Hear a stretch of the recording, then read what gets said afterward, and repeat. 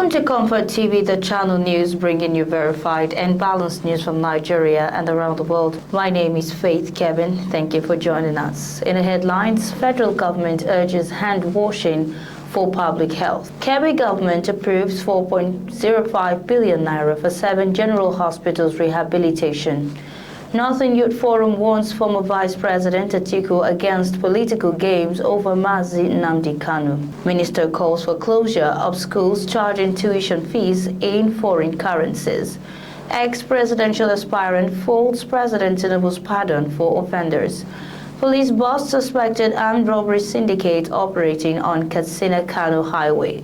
On business news, foreign investors express confidence in Nigeria's economic reforms. Inflation rate slows for the first time in 3 years to 18.02%.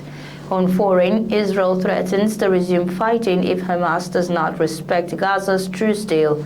Madagascar coup leader Randrianirina said to be sworn in as president. And on sports, Cristantus Uche hails Benjamin Frederick as best centre-back in the world. Ethan Nwaneri among finalists for Golden Boy Award. Now the news. The federal government and development partners have called on Nigerians to prioritize hand hygiene as a simple but powerful tool for disease prevention and improved public health outcomes. Speaking at the 2025 Global Hand Washing Day in Abuja, Minister of Water Resources and Sanitation, Professor Joseph Utsev, said hand washing is the first line of defense against diseases like cholera. Professor Utsev noted that the theme reminded citizens that consistent hygiene practices, when adopted widely, could save lives and reduce the spread of diseases, especially in underserved and rural communities. He highlighted government initiatives such as the Nigerian Roadmap to Hand Hygiene for All and Clean Nigeria, Use the Toilet campaign aimed at expanding water, sanitation and hygiene, wash access. Professor Utsev urged institutions and communities to promote sustainable hand-washing practices and ensure inclusive access, especially for people with disabilities, to strengthen national disease prevention efforts.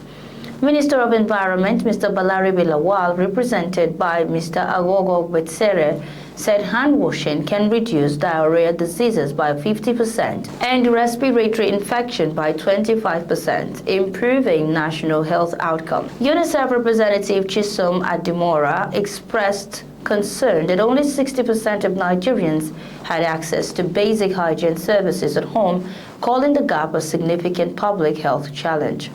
She pledged UNICEF's continued support to help Nigeria strengthen its hygiene strategies, citing new global hand-washing guidelines developed in partnership with the World Health Organization.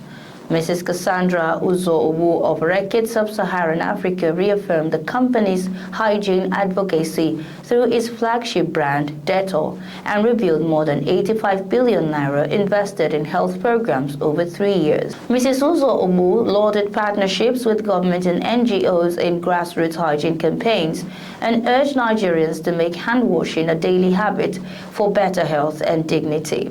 The event also featured art competitions among schools with awards and gifts presented to students for outstanding creative expressions, promoting hand-washing and hygiene awareness. The Kebbi Executive Council has approved the rehabilitation of 7 general hospitals across the state at a cost of 4.05 billion naira. The State Attorney General and Commissioner for Justice, Alhaji Junaidu Mashal, disclosed this while briefing newsmen shortly after the council's meeting held in Birnin Kebbi. Alhaji Marshall said the approval was part of the state government's commitment to improving healthcare delivery and ensuring that hospitals were adequately equipped to serve the people.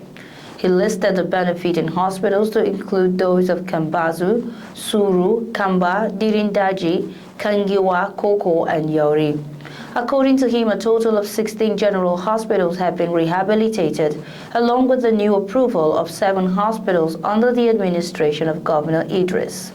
The Attorney General said the governor assured that before the end of his tenure, all 30 general hospitals in the state would be rehabilitated and adequately equipped. He also announced that the council had approved the release of 570 million naira to the Kebbi Contributory Healthcare Management Agency, Kachema, for the registration of 45,000 vulnerable persons under the state social register.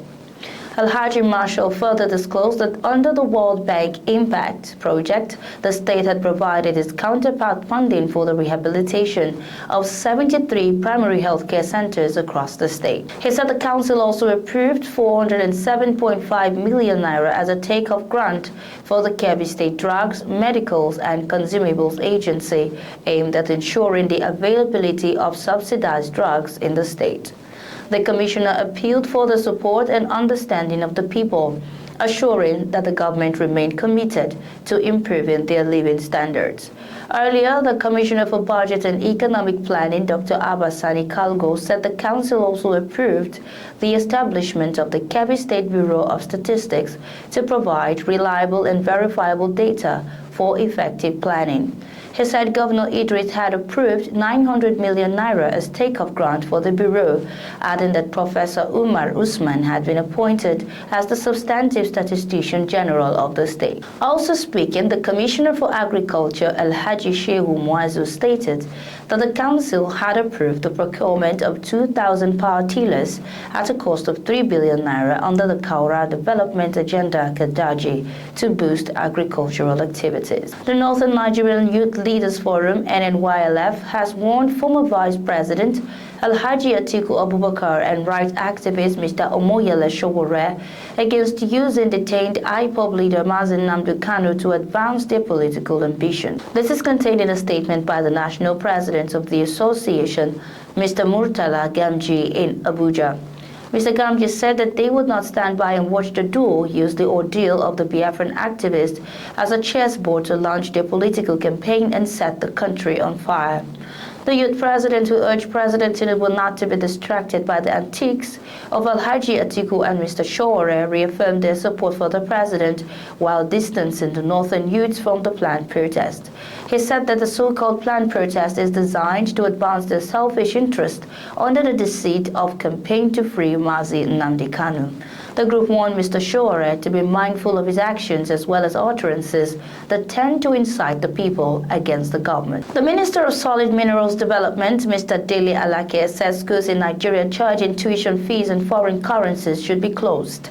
Mr. Alake made the call at the Nigerian Gold Day celebration on the sidelines of the 10th edition of Nigerians Mining Week themed Nigerian Mining from Progress to Global Relevance in Abuja. He criticized the practice and described it as part of the leakages and loopholes in Nigeria's economy threatening its growth. According to him, Nigeria must begin a change value system and orientation into things that are substantial, productive, constructive, and regenerative for the progress of the nation. The minister said the federal government was introducing various measures, including digital mechanisms, to ensure that all leakages in Nigeria's gold value chain were blocked and every loophole sealed. He said the move would reduce room for interpersonal transactions, thereby reducing the propensity of corruption, which would further position Nigeria's gold as one of the global pillars of means of exchange of value. He said the federal government's National Gold Purchase Program, NGPP, implemented through the Solid Minerals Development Fund, SMDF, was designed to shore up Nigeria's foreign reserves and strengthen the naira. Mr. Alake explained that the NGPP, a component of the Presidential Artisanal Gold Mining Initiative, PAGMI, allows the government to buy gold directly from artisanal miners in naira rather than spending foreign exchange to purchase gold internationally. In her remarks, the executive director of SMDF, Hajia Fatima Shinkafi, said that unlike global trends, gold exploration funding in Nigeria was on an upward trajectory. Hajia Shinkafi explained that within the broader macroeconomic context, gold serves as a safe haven asset and encouraged conference participants to explore Nigeria's gold opportunities. The Nigerian Mining Week is organized by the Miners Association of Nigeria in partnership with PricewaterhouseCoopers and the Buka Group. Former 2023 presidential aspirant Mr. Faduri Oluwadari Joseph has expressed concern over President Bola Ahmed Tinubu's recent decision to grant presidential pardon to individuals convicted of serious crimes including drug trafficking, terrorism, and murder. Mr. Faduri, who leads the rescue movement for New Nigeria, also known as Rescue the Vulnerable Initiative, said while the move may have been presented as an act of mercy or reconciliation, it has raised serious questions about its implications for national security, justice and public confidence in governance. In a statement, the former Labour Party presidential aspirant cautioned that the exercise of presidential clemency must be guided by fairness, transparency and national interest, given its far-reaching impact on public morality and the rule of law. He noted that though the Constitution empowers the President to exercise the prerogative of mercy, such discretion must not undermine justice or weaken citizens' faith in national institutions. He warned that indiscriminate pardons could embolden criminal elements and create the impression that grave offenses can be easily forgiven without due consideration for victims or national security. Mr. Faduri said leadership requires balancing compassion with accountability, stressing that mercy must never come at the expense of justice or public safety. The rescue movement leader urged the federal government to establish clear guidelines for granting clemency, ensuring that future decisions reflect national interest, judicial integrity, and the voices of affected communities. He also called for greater transparency in the pardon process to prevent suspicion of political bias or favoritism, noting that every democracy thrives on respect for the law and accountability. Mr. Faduri reaffirmed his group's commitment to peace, justice, and responsible leadership, urging Nigerian leaders to uphold fairness and transparency in decision-making. The police command in Katsina State has busted an 11-man syndicate of suspected notorious armed robbers terrorizing people on Shah Iskawa Charanchi and Katsina Kankia Kanu roads. The command's public relations officer, PPRO DSP Abubakar Aliyu, told newsmen in Katsina that the suspect had specialized in blocking those roads and robbing unsuspecting motorists. He listed the suspects' names as Diko Maru, Dardau Kabir, Muntari Musa, Labarang Amadu, Isman Maru, Lawal Zubeiru, Nasiru Sanusi, and Adamu Kabir, amongst others. The PPRO explained that during the investigation, 80 wristwatches, 9 cell phones, and a knife were recovered from the suspects' exhibits. He further said that the Commissioner of Police, Mr. Bello Shehu, commended the operatives for a job well done and appreciated the support of the public. DSP Aliyu quoted the CP as urging the public to continue providing useful information that will aid in the fight against crime and criminality in the state. He stated that the suspects will be charged in court after investigation. Comfort TV.channel's news returns shortly with business, foreign, and sports news.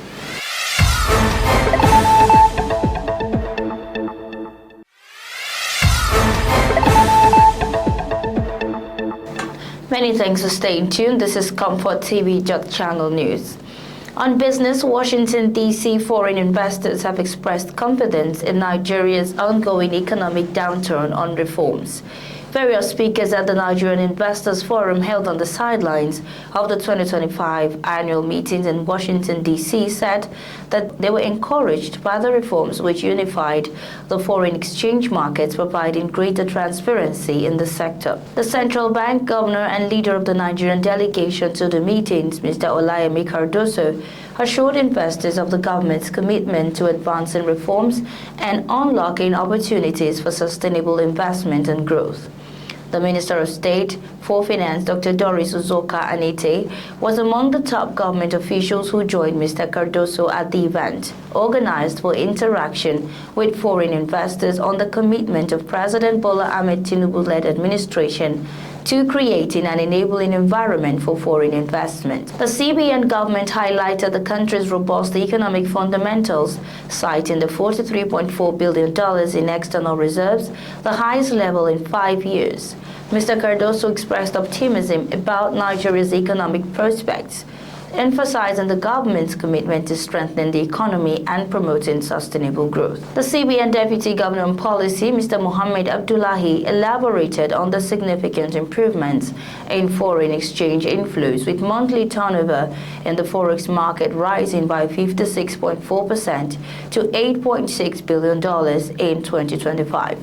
The Special Advisor to the President on Finance and the Economy, Shanyade Okoli, in her presentation, reiterated the federal government's commitment to achieving 7% economic growth by 2027 to 2028 through diversification and investment in infrastructure. Nigeria's inflation rate eased by 2.1 percentage point to 18.02% in September 2025 from 20.12% in August 2025.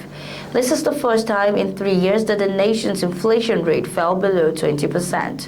The rate also represents the sixth consecutive month decline since April 2025. The National Bureau of Statistics (NBS) disclosed this in its Consumer Price Index (CPI) report for September 2025. Meanwhile, economy experts and analysts have commended the easing, though noted that the consumer purchasing power is still on the decline and that the rate is still far from the Central Bank of Nigeria's CBN's long-run target of 9%. Food inflation also declined by 5.0 percentage points to 16.87% in September, 21.87% in August, as a result of the decline in average prices of maize, grains, gari, beans, millet, potatoes, onion, eggs, tomatoes, fresh pepper, and more.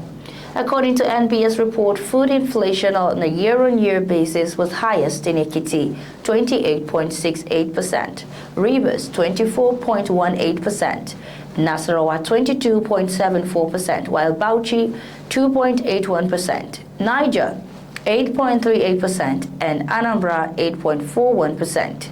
Had the slowest rise in food inflation year-on-year. Onto the foreign scene, Israel Defense Minister Mr. Israel Katz threatened to resume fighting if Hamas does not honor the term of a U.S.-backed ceasefire that halted the war in Gaza.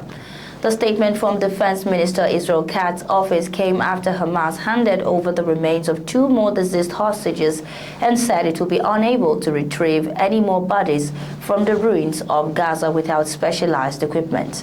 Since Monday, under a ceasefire agreement brokered by the U.S. President Donald Trump, the Palestinian Islamist group has handed back 20 surviving hostages to Israel in exchange for nearly 2,000 Palestinian prisoners freed from Israeli jails. Before the 2 bodies were handed over late on Wednesday, Hamas had already returned the remains of 7 of 28 known deceased hostages, along with an 8th body which Israel said was not that of a former hostage. Hamas armed wing said the 2 bodies returned will be the last for now, falling far short of the planned demand to hand over all of them. But senior U.S. advisors said after Israel's threat to resume fighting that Hamas still intends to make good on its pledge. Still on the foreign scene, Madagascar's military coup leader, Colonel Michael Randrianirina, said he will serve as president for up to 2 years before holding elections, as the African Union suspends the Indian Ocean island nation following President Andry Rajoelina's overthrow. In his first interview since President Rajoelina ouster, the colonel said there will be an oath-taking in the next few days to make his position official. Flanked by fellow officers, he said at his unit barracks that they were staying for at least 18 months and at most 2 years. Colonel Randrianirina, who led the coup that ousted President Andry Rajoelina, will be sworn in as president of the Refoundation of the Republic of Madagascar during a solemn hearing of the High Constitutional Court. President Rajoelina, who was impeached by MPs after escaping overseas over the weekend, has denounced the coup and refuses to quit despite large-scale defections by security forces, while the African Union has announced the country's suspension from the continental bloc. In a statement, AU Commission Chairperson Mahamoud Ali Yusuf stated that the suspension was effective immediately and that the rule of law must prevail over the rule of force. The military's takeover capped weeks of protest against its government, led by youth groups calling themselves Gen Z Madagascar. The protesters, who also included labor unions and civic groups, have demanded better government and job opportunities, echoing youth-led protests elsewhere in the world.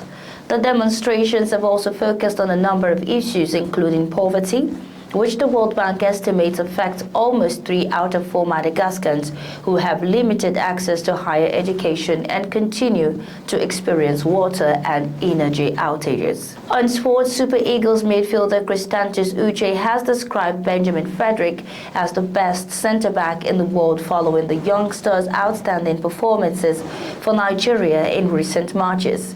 Frederick, who made his international debut during the Unity Cup in June, has quickly risen to become a key figure in coach Eric Chelle's defensive setup. His maturity, calmness on the ball and defensive awareness has earned him the trust of the coaching staff and the admiration of his teammates. During the just concluded international break, the 20-year-old was again one of Nigeria's standout performers. Despite being deployed out of position at right back, covering for the injured Ola Aina and brighter side Samuel, Frederick impressed with his composure, tactical discipline and physical presence. At just 20, the defender displays remarkable confidence and technical ability uncommon for players his age.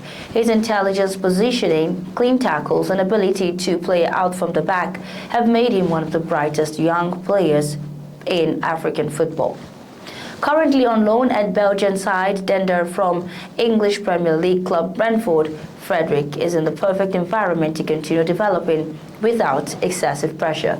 With time and steady growth, he looks poised to become one of Nigeria's most dependable defenders and perhaps, as Uche boldly declared, one of the best in the world. Still on sports, Arsenal midfielder Ethan Nwaneri has been named among the finalists for the prestigious Golden Boy Award, which celebrates the best under-21 football player in Europe who plays in the top-flight league. The 18-year-old midfielder enjoyed the breakthrough 2024-2025 campaign with Arsenal, scoring 9 goals and providing 2 assists in 37 appearances across all competitions.